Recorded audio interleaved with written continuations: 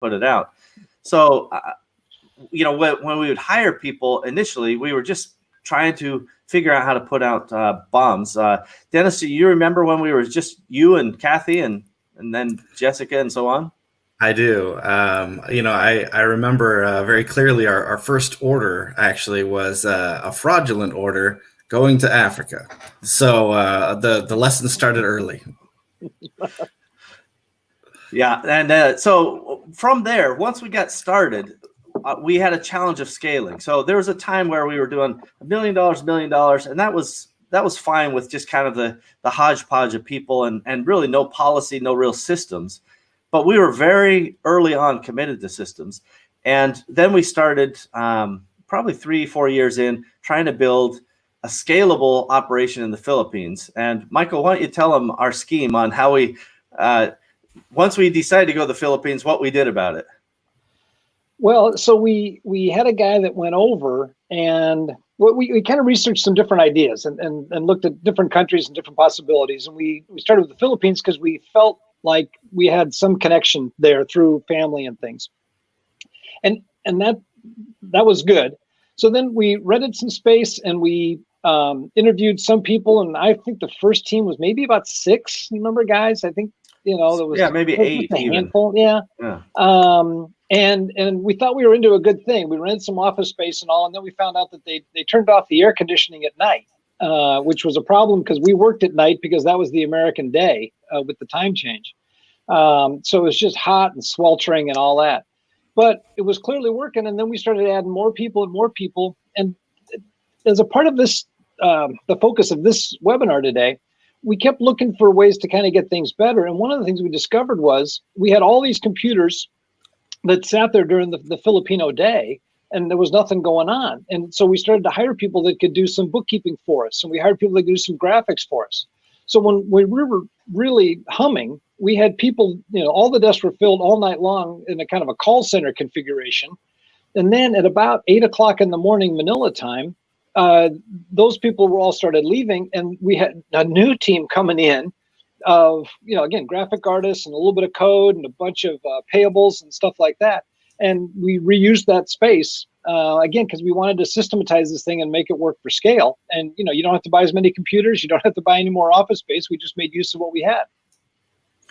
So, Danny, one of the lessons that, I take away from that is that, we just had to do it. We literally sent somebody over on a plane.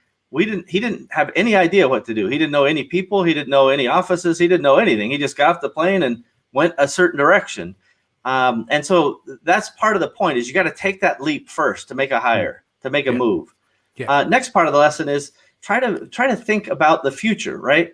We did not know that they turned off the air conditioning at night after signing a lease, by the way. So we're in the building. We're signed a lease that says nothing about air conditioning during the day or during our day, which was nighttime. And they're like, yeah, well, thanks for your comments. We're still turning off the air conditioning. Thank you. And I think we eventually worked something out. And not long after that lease was over, we were in another building for sure. So don't be afraid to act, but do whatever risk mitigation you can. And then, of course, maximize the resource. In today's world, we use VAs. I suppose most people are working from home, so we don't have that office space burden, which is good. But boy, oh boy, be as efficient as you can. Yeah. And how long did that run for over that period? So from setting it up beginning to end, and did you build off the back of that, or did you completely move on?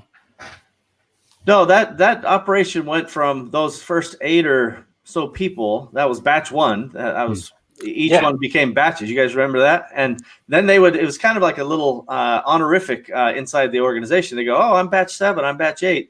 Yeah. And it was usually 8 to 10 per batch. And at one point we were up around 100 full-time people that rotated amongst those 24-hour shifts. And this was a fairly large company. And how does that change in terms of, what they say in the startup, managing 1 to 10 is a lot easier. It's friendly, there's camaraderie there. You end up splitting jobs and crossing over and going out for pizza, etc. How has that changed from 10 to 50 to 50 to 100? Oh, there were tons of changes. Yeah, wildly. First of all, I'm a terrible manager. Entrepreneurs in general are not great managers. Yeah. We think that everybody else thinks like us. This is a great weakness, by the way, and I'm owning it. But we think that, well, just because I will work all night to solve this problem, first of all, I see the problem. Secondly, I'll do whatever it takes to solve that problem. That's not the same way that somebody else downstream is going to view that. No. So you have to create an environment that makes problem solving something that it's easier for them to solve the problems than it is to exist with the problems. Yeah. And that's a big deal. Our mentality is different. I don't know if anybody has any comments about that, but we look at things differently than kind of a line person, downstream. So do you want to give some examples of what it looked like at 20 to 50, then into 100 from Michael or Dennis's perspective? Yeah, so we started adding these batches, and then we had to, that forced us to start to systematize some training and all. And that was a place where it fit really well into the Filipino culture, because there was a real desire to learn and a desire to get all of the specifics down. What we missed in that, and there's the Filipinos have a long-standing tradition of service. They very honorable. They want to do their best for you. Yeah. And they love to help. What we missed in all that was that a lot of their education was rooted in sort of memorization and not necessarily in problem solving. So they probably knew their times tables, further than I did, but they didn't necessarily understand the mechanics of what was happening there. So when we got into situations where they were in a customer service relationship, they sort of wanted to know what was the answer. They kept saying, what do I tell them for this? And then they would scribble down this answer. And we were trying to say, well, we can't anticipate what every customer is going to ask. And we don't want to. We want you to understand it and then communicate that we are a solution provider and that we're there to help and all that. So we struggled with that. And at one point, we had to kind of scale back. We had to say, out of this big group, there's about a third of them that get it.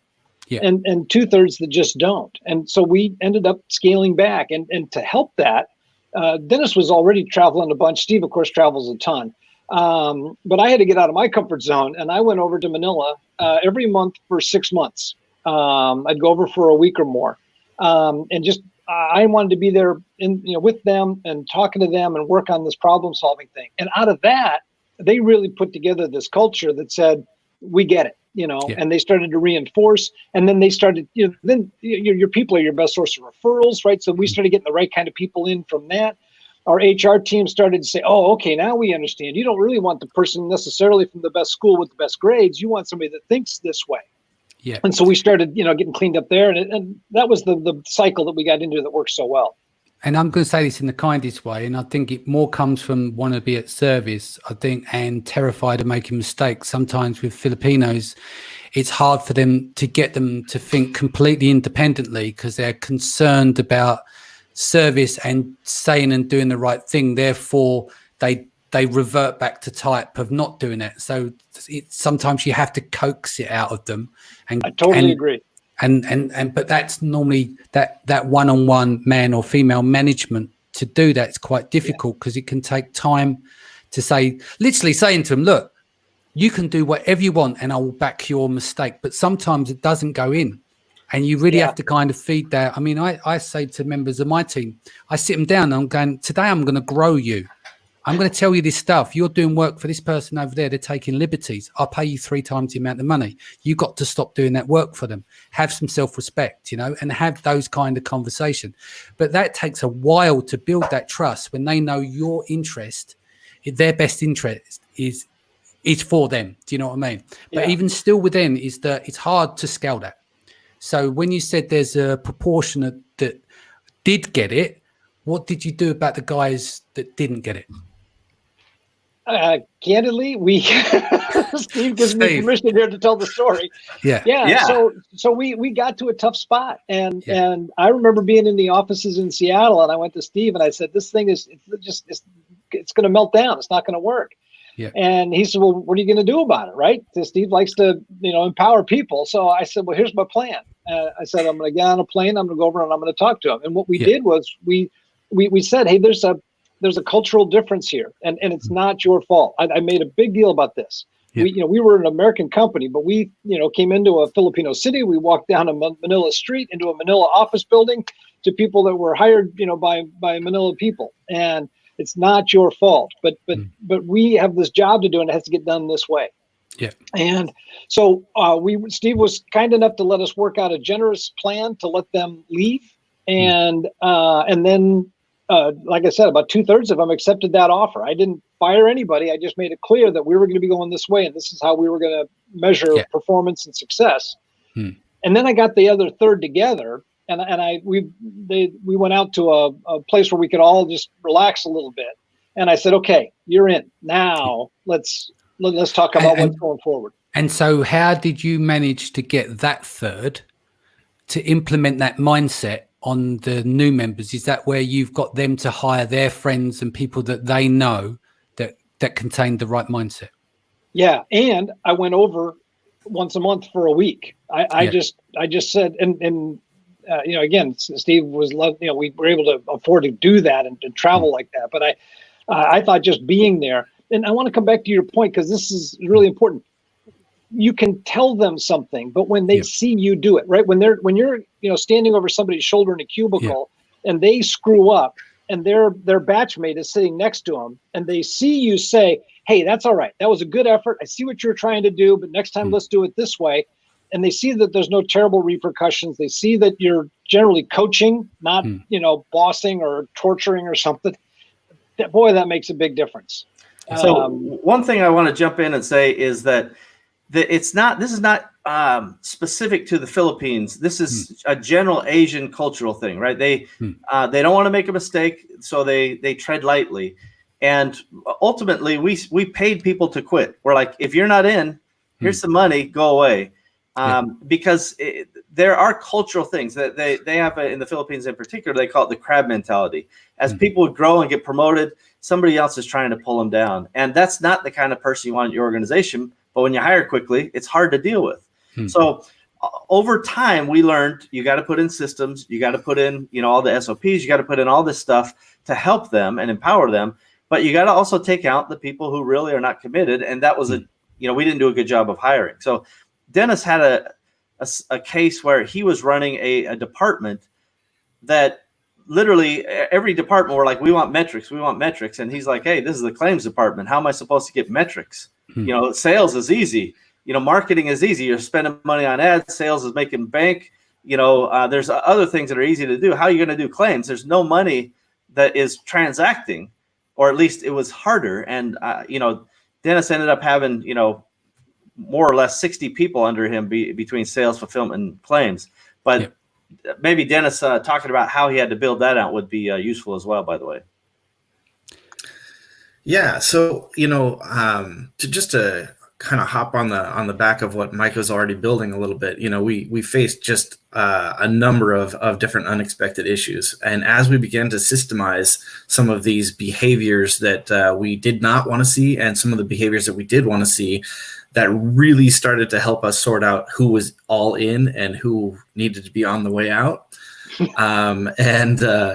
And that was honestly the critical first steps, right? When you're first over there, you hire your first 8 people, you don't have a lot of policies in place. You don't have a lot of, what are you going to do when somebody shows up late and they're supposed to be logged in the phone, 10 minutes before shift, but instead it's 10 minutes after shift, and how that impacts the teammates and so forth.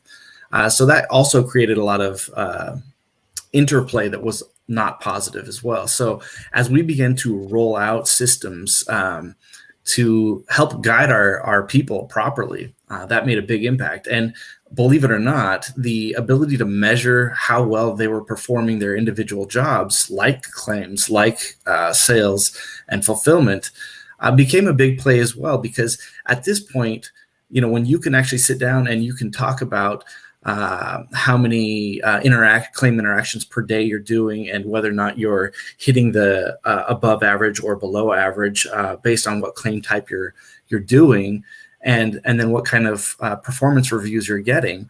All of a sudden, you have a different kind of credibility. And if your batchmate's sitting next to you doing something else and having different numbers, you can quantify that and say, this guy is doing the same job as me, or he's not necessarily doing the same job.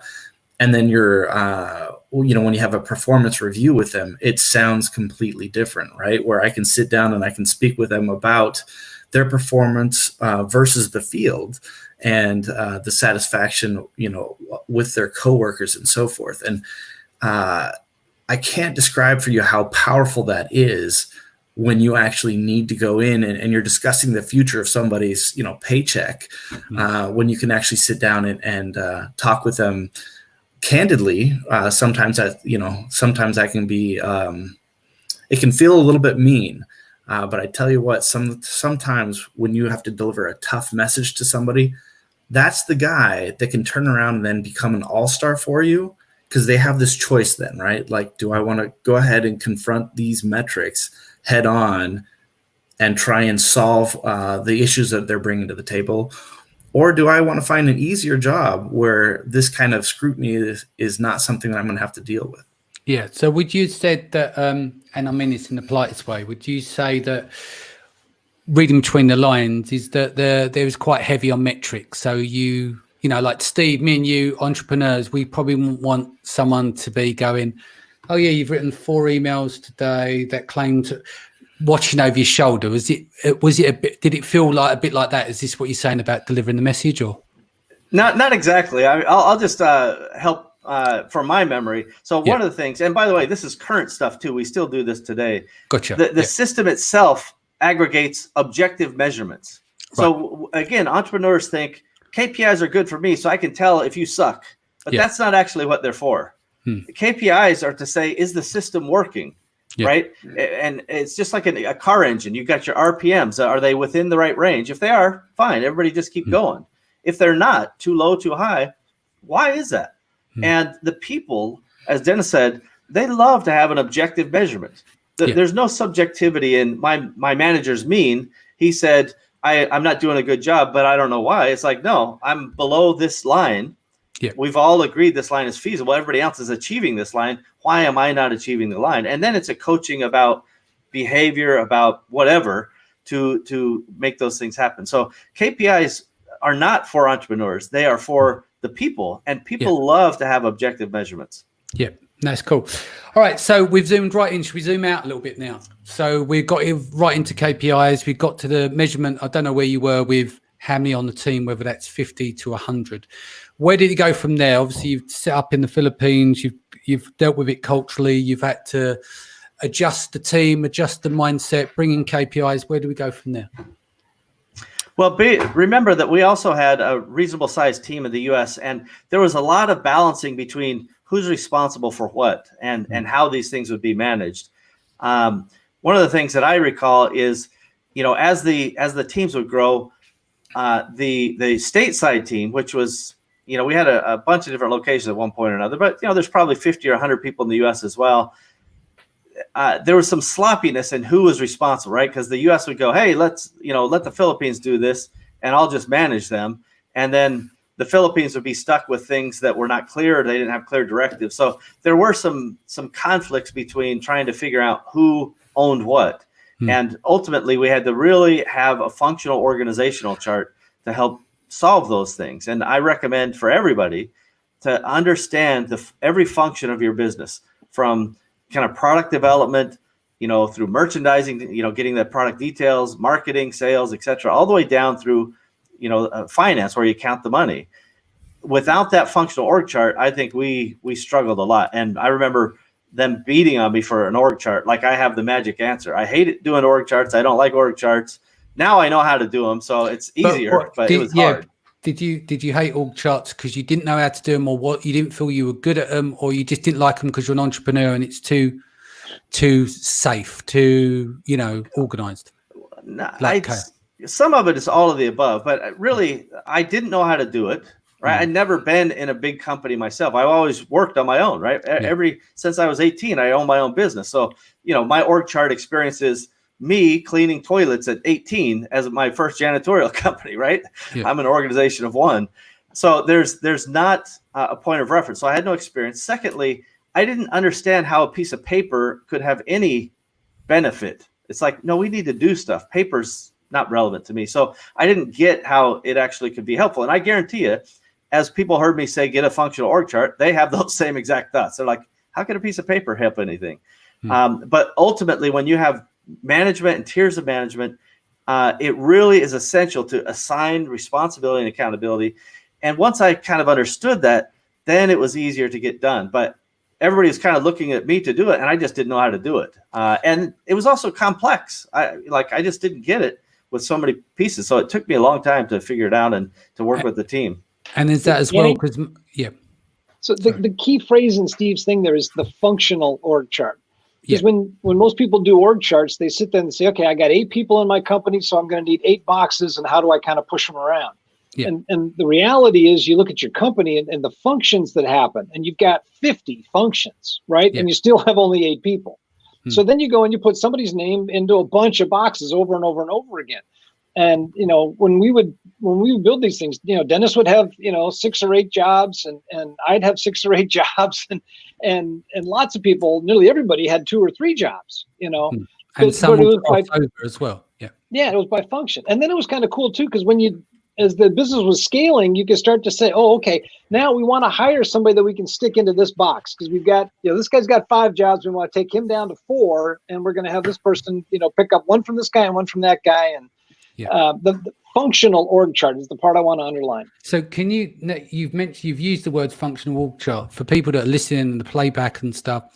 Let's walk through how, effectively 5 steps quickly to put an org chart together, and how do you optimize through the process of growth? Well, I watched Steve do this yesterday. So can I take a run at it, and Steve can edit me?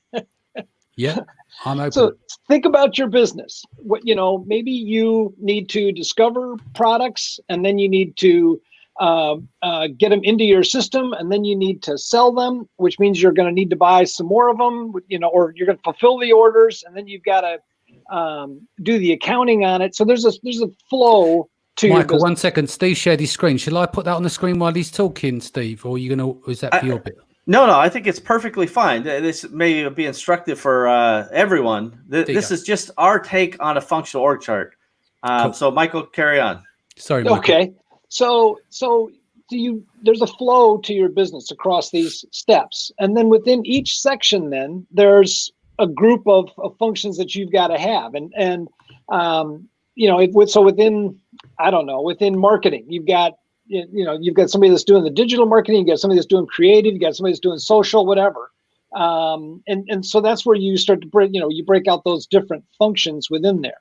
That's, in my opinion, that's the best way to lay it out. We've used this model over and over and over again.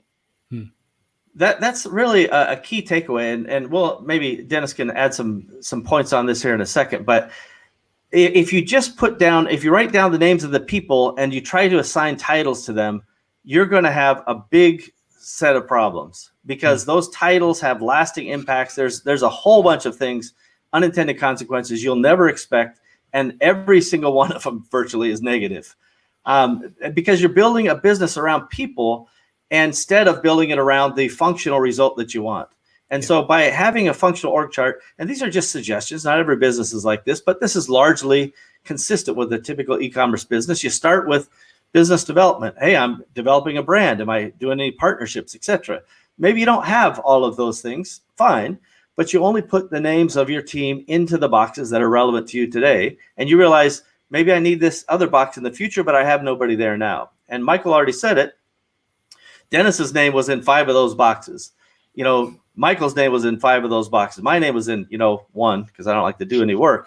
But by having a functional view, you take it into what does the business need versus who's going to be here 5 years from now or 10 years from now. That's not how business really works. So it's a really important lesson in my view. Yeah. I think one of the other, sorry about that. One of the other aspects that's important about building out that functionality of the org chart is that it also really allows you to get in there and actually create then a job description for positions that you intend to hire, right? Mm-hmm. And then to create a career plan for those positions as well. And those are kind of, next level types of activities once you're in that 50 to 100 zone. But those are the things that kind of get you into that neighborhood, and then really also start to set expectations as you begin the hiring process for those positions. Yeah, that makes sense. So in terms of optimizing as you go, like, well, I'm looking at the screen here for the people who benefit of the podcast.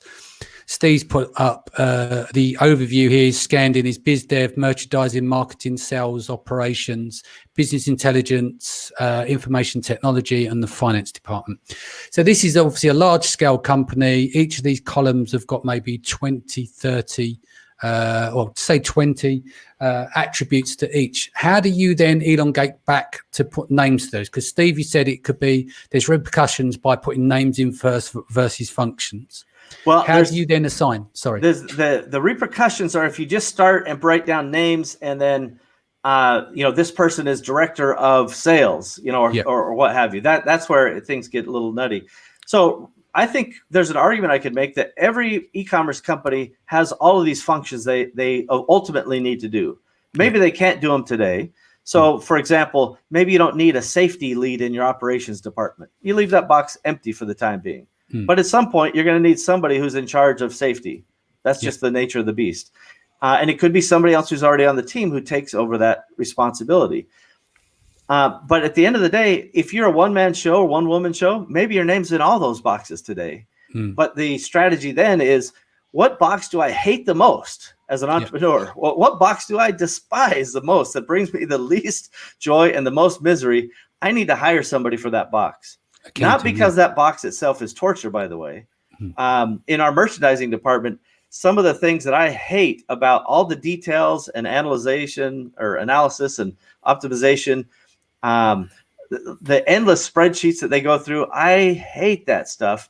And one of our people, Sherry, she is happier than anyone could possibly be with one of those spreadsheets. So finding the right person for the right function is a key part of this role. So fill in the blanks, or you start with your name in every box that you absolutely have to have. And then you start filling in other people based on what you hate to do. That's my strategy. Yeah, that makes sense. Going to say some more hellos. Hello to Claire. Mia's here. Sahal's back. David Cookton's here. Paul Miller says hello. Dave's here. Kirsten's here. Stuart's here. Ebru's here. Evelyn's back. Hope you're well. Marcel. Ben Valence is back on the call. Andrew Kramer. Welcome back, Bill McDowell. Stuart's here as well. Ahmad's here. Preeta's here. Jason Chu. Selva's back on the call as well. Facebook user says here, very interesting. Sorry, sometimes they come up the feed.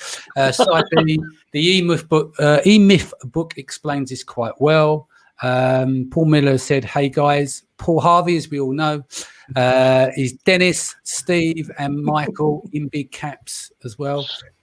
Going back to earlier on, we live the business, employees clock on and off. Talking about earlier on, Steve, when you were working till midnight and people were going on and turning on off the air conditioning. Jason says, I'm grateful to apply some of the learnings from this call. Thank you, guys.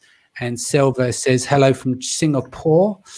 And hi, everyone. It's Friday and it's hot. Don't we know it? I need to all right. Aircon in here. So, I'm thankful for Owen to get us a weather update. That definitely helped me. So going back to here, so we've gone quite in depth with the org chart. Let's zoom back out again. Where do we go next after this? We kind of covered org chart. Let's get a bit more into the finances and the scale and stuff. What were you doing next? So before we talk kind of finance and so on, I want to just remind people, first of all, the comments are very helpful. I love to see those. One of the comments about the E-Myth, if you go to awesomers.com/8, I do a book review about the E-Myth and why I think it's really a really essential book for people to get to know. I'm a big believer in the philosophy. There's some stuff in it. It's outdated now, though, isn't it? Quite a chunk of it, but it's still. The philosophies of, I'm running a pie shop are not necessarily relevant, but the franchise prototype of I want to run a business that produces a predictable result every time is, in fact, very good. Some people prefer Work the System by Sam Carpenter, which is also a fine book. But it's that systems mentality. And if you really want to build a business that can run either without you or at least without relying on you for every answer, that is a big, important book. Another one that I would recommend is awesomers.com/13, which is The 1 Minute Manager Meets the Monkey. So once again, this is like full confessions time. I need like extra spotlights and go into the Big Brother house confession time. I'm a terrible manager. I'm not going to be a good manager, probably ever, but I can get better. I can build my skills. And the 1 Minute Manager Meets the Monkey is one of the easiest books. It takes you less than an hour to read. The lessons are crystal clear, and it can become a vocabulary in your company. I'm sure Michael and Dennis have said, "Who's got the monkey?" about 1,000 times. Is that fair to say? Yeah. Yeah. Well, we had a Beanie Baby monkey. You remember sitting in meetings, and we would go into a meeting and discuss something, and as we would go to leave the meeting, though, the whole point of the book is to say, well, who's actually got the monkey? Who's going to take the action step? And we would grab the Beanie Baby monkey and throw it at them and say, here, So they would walk back to their desk with this reminder that they've got to solve the next step and move us all forward.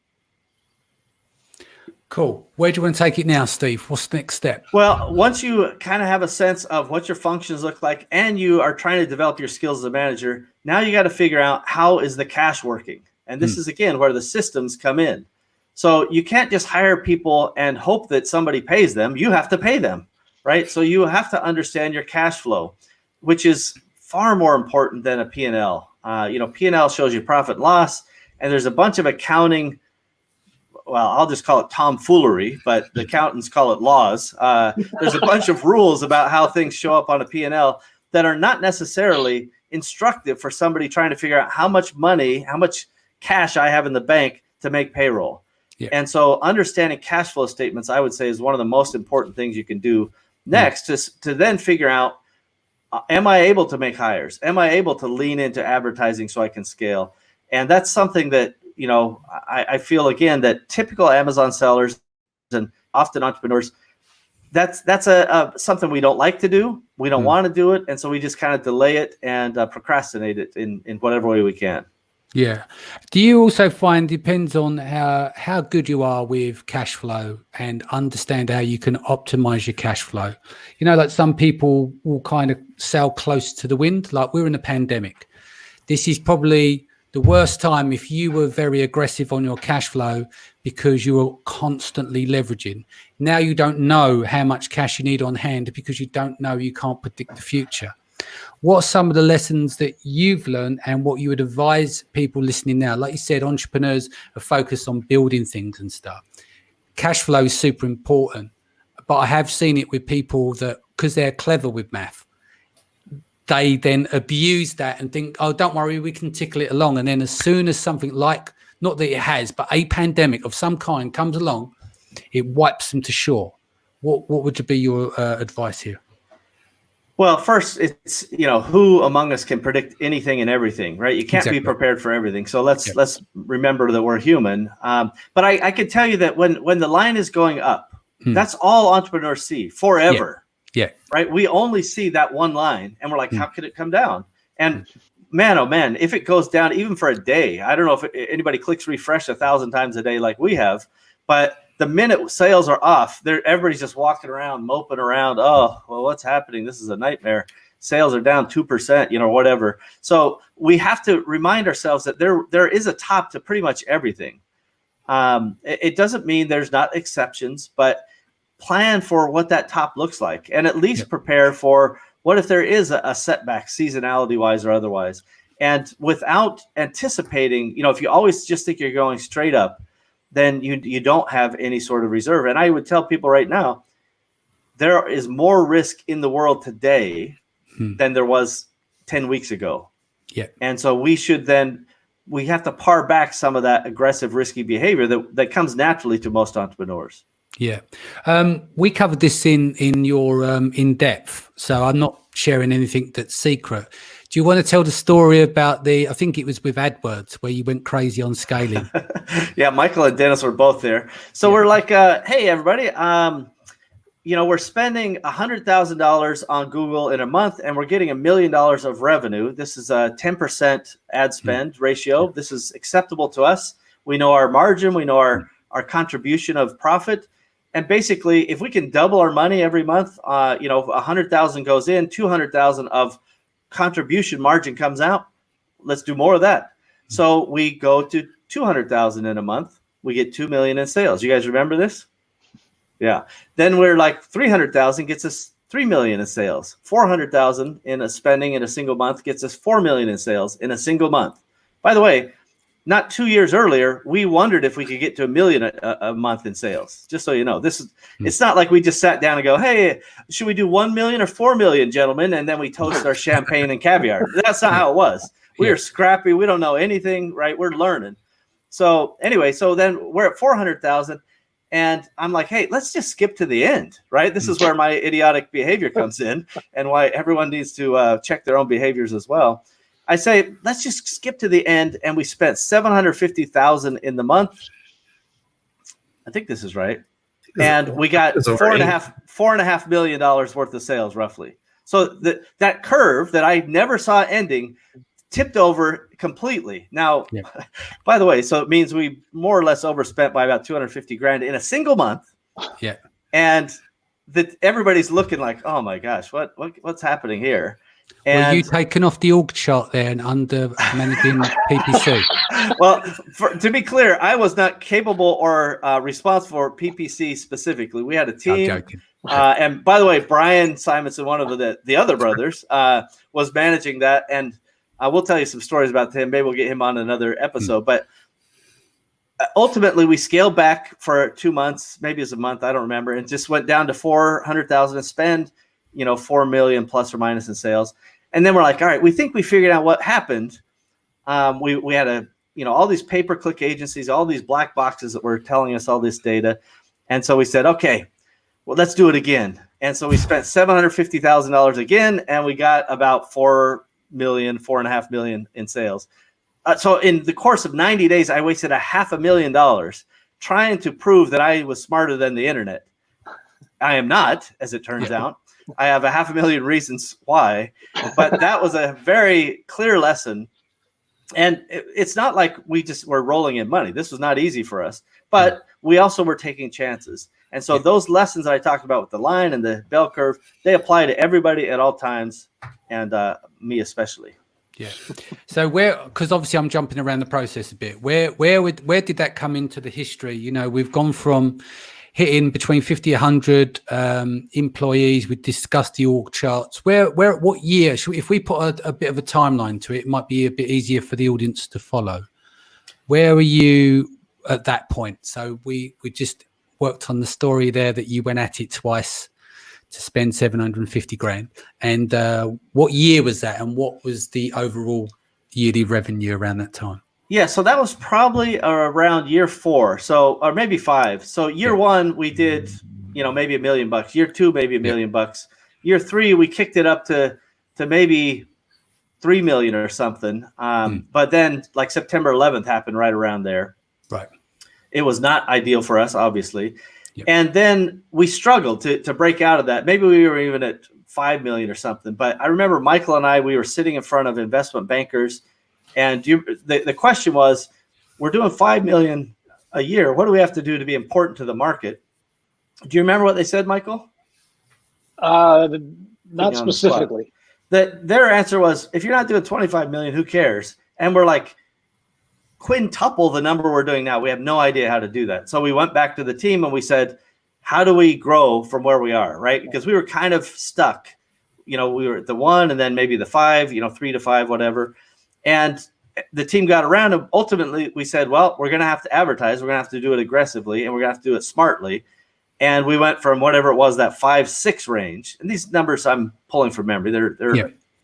They're correct, just not accurate. Yeah. But we jumped from about that 5-6 million to 18 million the next year, and then 36 million, and then 60 plus or 55 plus. And all of that came on the back of systems being built. Yeah. Org chart in place, systems, functions, process, people ready. Now let's put gas in the fuel tank at the top. Yeah.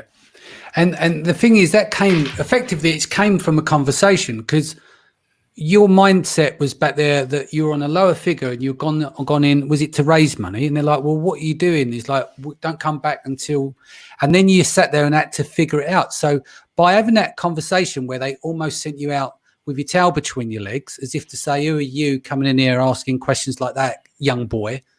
You need to step up your game. You then, just from that conversation, you went away and figured it out. if you didn't have that conversation, maybe you wouldn't be figuring that part out. But it was because you got pushed back, and so it made you think about it. So what happened there in terms of when you went back to the team? What were you thinking about when you're doing that? Well, first of all, the truth was we didn't know how to do it, right? We just simply didn't know. And we also were self-imposing limitations on ourselves, right? Yeah. We didn't know it at the time. We had no, idea that we're needing to go break our own paradigm of thought, right? That's ultimately, looking back, what happened. But they challenged us and they said, if you want to be relevant to the world and you're not doing 25 million, don't come back here. We don't want to talk to you. Yeah. And that, tail between the legs was an understatement, believe me. So we had to then ask the team, is this possible, right? How do we do it? And the people, and this is the point, system or strategy begins where you're going to fire the rocket, right? Systems give you the capabilities to build that rocket and make sure the rocket's flying the right direction. That's all the KPIs. That's all the core infrastructure. But people, that's how you scale. Yeah, I didn't know how to do it. Michael, he knew pieces of it, but the team ultimately said, well, what if we try this? What if we try that? And then they went and they did stuff, and then we measured it and had all the things in place. That was the lesson. And so our paradigm of thinking had to be shattered for us to go through to the next level. Well, you jumped from 5 to 36 in 3 years. So that's a heck of a jump, isn't it? So in terms of how was that in the same period, just because obviously going back to the PPC, was that part of the growth, or was there other mechanisms that create the growth? Like what triggered that jump from 5 to 36? Is it the PPC on its own, the mistakes along the way, or did you find other ways to scale outside of running the AdWords? Well, it has to start with, some kind of stimuli, and for sure, advertising, pouring that gas at the top of the funnel in and getting profitable business out. That is something we believe in. Yeah. Each of those, when the team, like Dennis set up all of these people, sales, fulfillment, and had a massive crew, if they deliver a positive experience, it turns out you're going to get some referrals, right? So there's this flywheel effect. And then the more of that you do, the more people see your name, the more activity you get. The business has a natural tendency to spread if you do it well. And those are the types of things. We did some other things probably, but nothing was more instrumental than leaning into, ad spend. And by the way, this applies to whether it's Google or Amazon ads, any of it is just pouring money in the top of a funnel. Were you doing TV back then, or any stuff like broadcast based stuff, or is it purely digital measurable marketing on the internet? We tried a couple silly things that were completely pointless. The thing that worked the best was all digital stuff. Now we had a big affiliate program, and by the way, that could be very, very effective for all those people who have their own websites. An affiliate program properly run can be a nice add-on to your business. There are other channels, the whole remarketing and retargeting side of the thing. There are various parts of marketing. I can show you the marketing wheel that has all these different segments. And if you're just in one channel with one technique of driving sales, like just on Amazon, just using Amazon sponsored products, fine, that's a great business and you can build some equity there. But if you want to grow, you're going to have to do more than that, most likely. Yeah. And would it, because you're a products-based business as well, wasn't it? It wasn't a service-based, which allows you to grow. Product. So was in that time, is there any correlation with the amount of new products you stacked to get there as well? Or is it just you just found more paths to revenue? This is actually where we went from drop shipping to private label. So back during that time, we figured out that these popular items, right? So just think about this as it applies to kind of searching for a product on Amazon. These popular items, they happen to be popular on our own site at the time. But what if we just R&D those things, right? And R&D, again, I've shared this, I think, on this podcast, but a lot of people get confused, think that means research and development, but we think it's rip off and duplicate. And then we throw a little I on the end and call it innovate too, right? Yeah. So RDI, and we would take and we made our own products. And this is when in, 18 plus years ago, we started buying stuff out of China and Europe and other places so that our margin went up by double. So we went from 20% margins drop shipping to 40% margins. And that was a huge amount of cash to be able to sprinkle around to hire people to do more advertising, etc. So margin optimization and margin expansion was one of the key factors that combined then with bringing on more products that were profitable as well. Cool. Right. I'm curious because we're come up to 48 minutes here. We're now at 36 million. Let's start to fill in the gaps for the final 14. Where do you want to take this? Yeah. So I think really maybe Michael or Dennis has some comments on this, but to us, we didn't do anything different when we went from that, kind of 5-6 range to 18 to 36. It was just kind of, we're just staying the course and we're just following the money. We did run some promotions like, when we started, can we do $1 million in a month? And then we're like, can we do $1 million in a year? And then we said, can we do $1 million a month? We ran a promotion, said, can we do $1 million in a day? Dennis, do you remember that? I do. It was pretty spectacular. We had some healthy skepticism surrounding some of those events. But the closer it got to the day and the more we talked about it and planned for it, it wasn't just another harebrained scheme, right? Instead, it turned out to be something that was well planned, and we had the idea of what we wanted to accomplish and how we were going to drive that interest. I think even for a little while we had suspended our other sales for like a week or so in terms of like offsite, sale ideas or discounts essentially, and really ramped up that process. And then I think one of the other critical parts that sometimes gets forgotten is we also incentivized our fulfillment teams and our warehouses to actually deliver a positive experience when all of those orders came rushing in. So we hit this $1 million day, and we actually had incentives in place for our guys to get those orders out, and to our fulfillment teams to prevent cancellations on orders. And so I think to Steve's point, it was less about like how do we metamorphosize as a company, but more like understanding the infrastructure we have and how do we juice it and oil it to really deliver the most efficient results. And I think, at least in my opinion, a lot of those late term gains we got were really from getting more out of our people and getting more out of our systems. That's true in my view. So that's pretty impressive to get to $1 million. So was that just the one-off day that you landed that, or did you do it a couple of times? Did you get beyond it? Well, I will tell you the short version of the story is we had been every week we would do promotions and try to really juice. What we found is when we did a month-end promotion, sales would spike at the end of the month.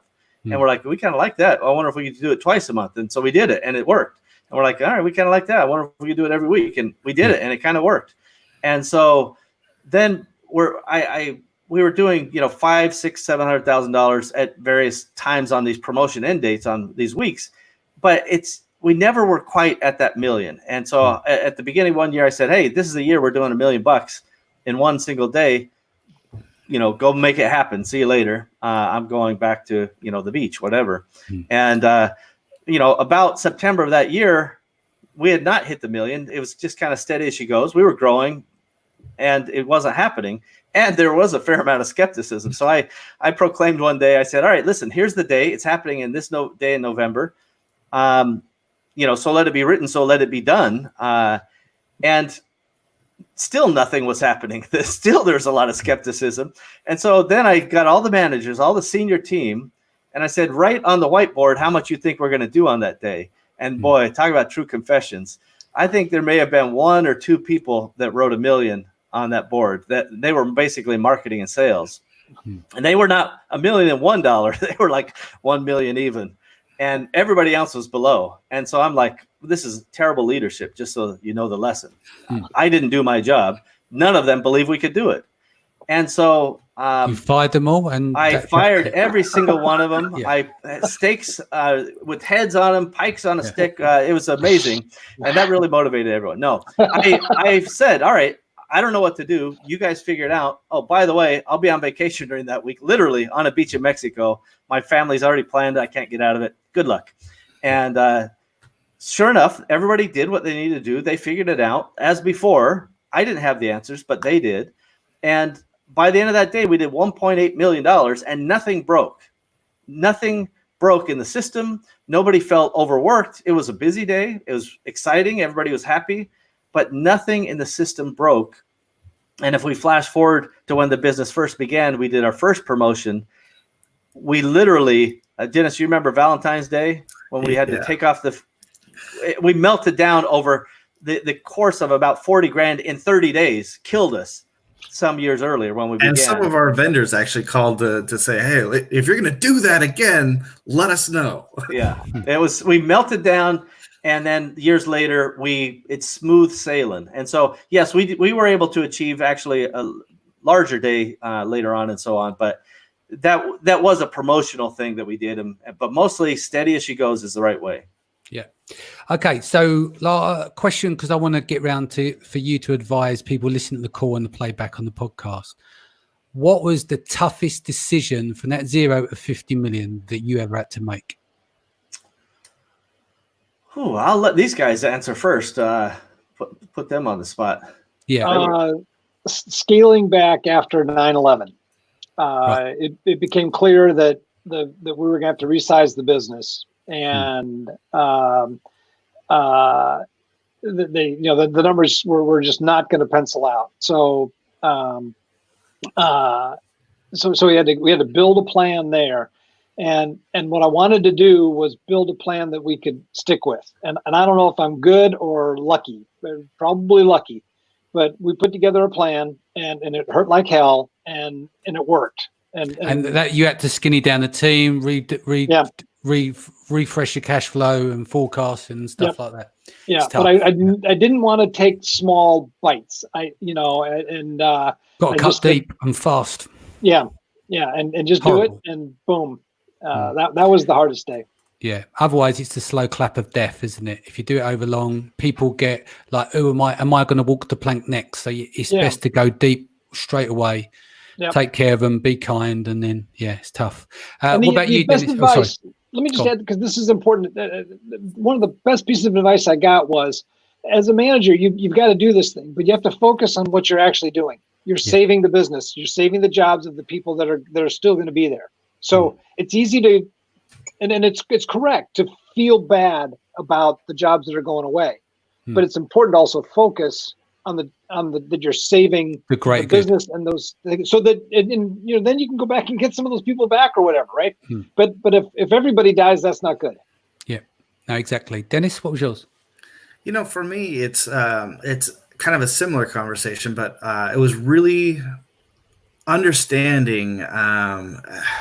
Your intelligence understands certain things, and there's an emotional component as well.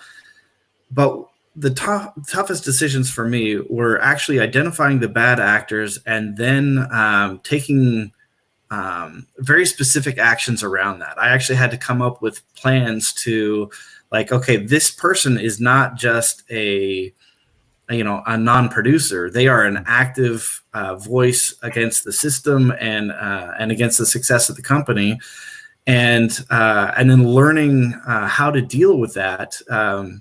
Because those are individual people. Each one of them have individual thoughts, feelings, and ideas about how to accomplish stuff. And so coming up with plan, to address those things, try and turn them around, and ultimately, if not possible, exit them from the system as quickly as possible.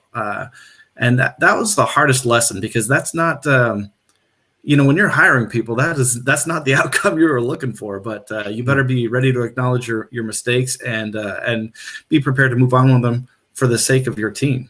Yeah, I suppose, Steve, your hardest decision was to watch Michael and Dennis take care of that, or no, I'm joking. No, your hardest decision yourself. Yeah. Well, it really is the combination of those. When we have big challenges, we got to act fast and decisively and painfully, right? Yeah. And these are inevitable for every business.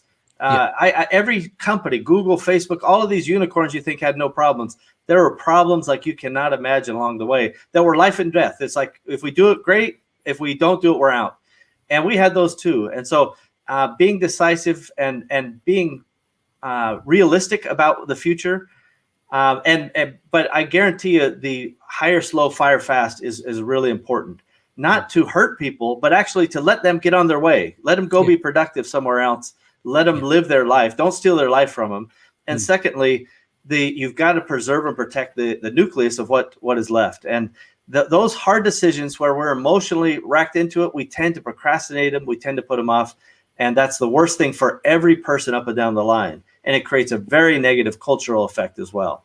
Cool. Well, on that note, I think we're coming up to the hour now.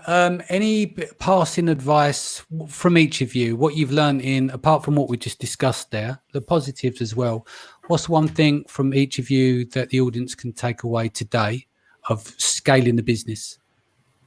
Starting with you, Michael. Yeah. Focus on your strengths. Figure out who's good at stuff and let them run. And figure out what you're bad at and find a way to get some sort of a compliment. And just don't do it. Yeah. Dennis.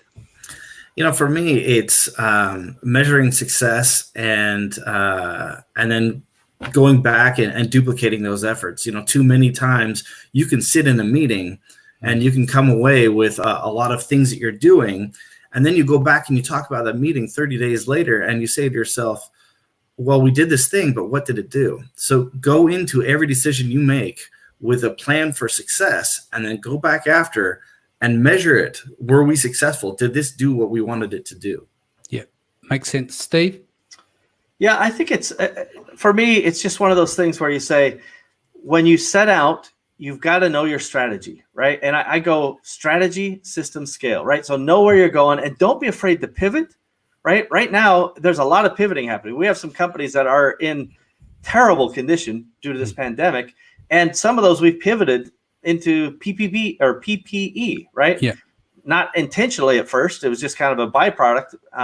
But we had to pivot. We have to survive. And so strategy is fine, but don't be afraid to modify. Systems, this is SOPs, this is financials, this is everything that we do runs in systems. And Parsimony.com is the basis of all of our systems. And then scale, that's people. Hire slow, fire fast, be kind, be generous, be realistic, set clear expectations, be a true manager, by the way. You can't be an entrepreneur and just half-ass this thing. You really have to do it right. Yeah, no, agree. Okay, if people want to reach out to you guys, starting with Steve, what's the best way to reach you? Steve Simonson, I am on Facebook and LinkedIn. You can go to the Awesomers.com podcast. This should be episode number 183, so Awesomers.com/183. But I'm online, and I love entrepreneurs, and I help when I can. Great. Michael? Michael at Parsimony, PARSIMONY.com. Excellent. And for you, Dennis? Dennis at HC Gamer Life. That would be hardcore, would be the initials. Excellent. Cool. Guys, thank you for joining us today. Tomorrow we've got Women of Amazon tomorrow, part 6. And then on Sunday will be Mindset Sunday. Steve and I will be back here next Friday. We'll come up with a topic between now and then for our joint cast. I hope everyone enjoys. I know everyone's got that Friday feeling, and the feeling is to stay home again. So stay home, stay safe. Hope you're all well. Much love. Take care. I'll be back here 4 p.m. tomorrow. Again, thank you for everyone listening and where we've syndicated across all the groups. Thank you and enjoy your day. Take care. Thanks, Danny. Bye, everybody.